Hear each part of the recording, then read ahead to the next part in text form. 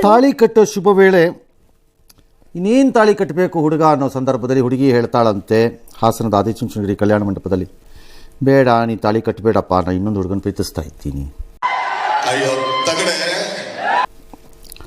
ಇಲ್ಲ ಪಾಪ ಏನಮ್ಮ ಅಂತ ಸಮಾಧಾನ ಮಾಡಕ್ಕೆ ಹೋಗಿದ್ದಾರೆ, ವರ್ಕೌಟ್ ಆಗಿಲ್ಲ. ಪೊಲೀಸ್ ಸ್ಟೇಷನ್ಗೆ ಹೋಗಿದೆ ಕೇಸು. ಈಗ ಹುಡುಗಿ ಪ್ರೀತಿಸಿದ ಹುಡುಗನ ಜೊತೆಗೆ ಮದುವೆ ಮಾಡಿಸಿದಾರಂತ ಸರ್. ಮಾಡಿಸಿದ್ರಾ? ನಿಮಗೆ ಸಮಾಜದ ಭಯ ಇಲ್ಲ, ಆ ಗಂಡನ ಭಯ ಇಲ್ಲ, ಸ್ನೇಹದ ಭಯ ಇಲ್ಲ.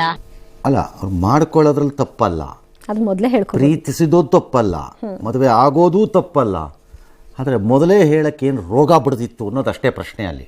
ಕ್ಯಾರ ಕಿತ್ತೋದಂಗೆ ರೋಡಾಗಿ ಹೊಡೀರಿ ಲೋಪಾರ್ ನನ್ನ ಮಕ್ಕಳನ್ನ. ತಂದೆ ತಾಯಿಗೆ ಕೊಡಬಾರದ ಈ ಸಂಕಟಗಳನ್ನು ಕೊಡಬಾರ್ದು. ನೀವು ಆಗೋದು ತಪ್ಪಲ್ಲ, ನಿಮ್ಮ ಇಷ್ಟ. ವಯಸ್ಸಿಗೆ ಬಂದಿದ್ದೀರಿ, ಮೆಜಾರಿಟಿಲಿ ಇದ್ದೀರಿ, ನೀವು ಯಾರನ್ನು ಬೇಕಾದ್ರೂ ಮದುವೆ ಹಾಕ್ಕೊಳ್ಳಿ,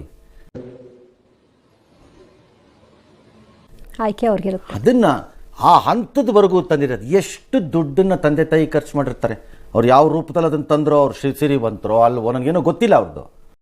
ನಿಮ್ದಪ್ಪಯ್ಯ ಅಂತೀನಿ, ದಯವಿಟ್ಟು ಹೇಳಿಕೆ ಬಿಟ್ಬಿಡಿ. ಆಕೆ ಗೊತ್ತಿರ್ಬೇಕು. ಹಾಂ, ಎಲ್ಲಿಂದ ತರಬೇಕಾ ದುಡ್ಡು, ಎಷ್ಟು ಖರ್ಚು, ಎಷ್ಟು ವೆಚ್ಚ, ಎಷ್ಟು ದೇಹಶ್ರಮ, ಎಷ್ಟು ಮರ್ಯಾದೆ ಪ್ರಶ್ನೆ, ಎಷ್ಟು ಜನನ ಕರೆದಿರ್ತೀವಿ, ಮಾಡಿರ್ತಾರೆ ಅಂತ. ಎಲ್ರು ಮೊದಲೇ ಹೇಳಕ್ಕೆ ಏನು ರೋಗ ಅಂತ ನಾನು ಕೇಳೋದಷ್ಟೇ. ಎಲ್ರು ಮುಂದೆ ಯಾಕೆ ಆಗೋದು ತಪ್ಪಲ್ಲ.